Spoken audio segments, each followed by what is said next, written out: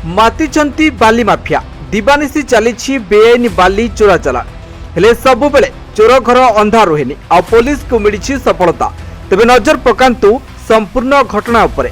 ଦିନକୁ ଦିନ ଆନନ୍ଦପୁର ଉପଖଣ୍ଡରେ ବିଭିନ୍ନ ସ୍ଥାନରୁ ବେଧଡ଼କ ଭାବେ ବେଆଇନ ବାଲି ଚୋରା ଚାଲାଣ ହେଉଥିବା ବେଳେ ନନ୍ଦିପଦା ପୁଲିସ 8ଟି ବାଲି ବୋଝେଇ ହାଇବା ଜବତ କରିବା ସହିତ ଏକ ମାମଲା ରୁଜୁ କରି ଏଥିରେ ସମ୍ପୃକ୍ତ ଭଦ୍ରକ ଓ ବାଲେଶ୍ୱର ଅଞ୍ଚଳର ଗାଡ଼ି ଚାଳକ 6 ଜଣଙ୍କୁ ଗିରଫ କରି କୋର୍ଟ ଚାଲାଣ କରିଛି police.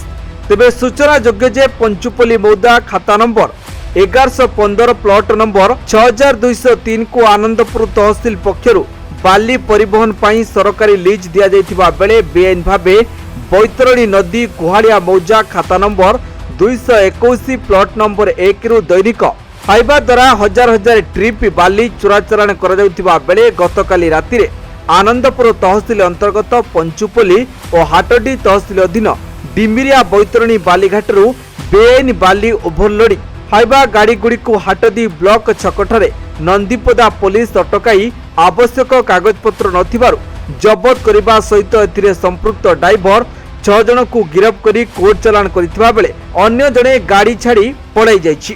ହାଟଡିରୁ Amiya ବରାଳଙ୍କ report news 95 Odia.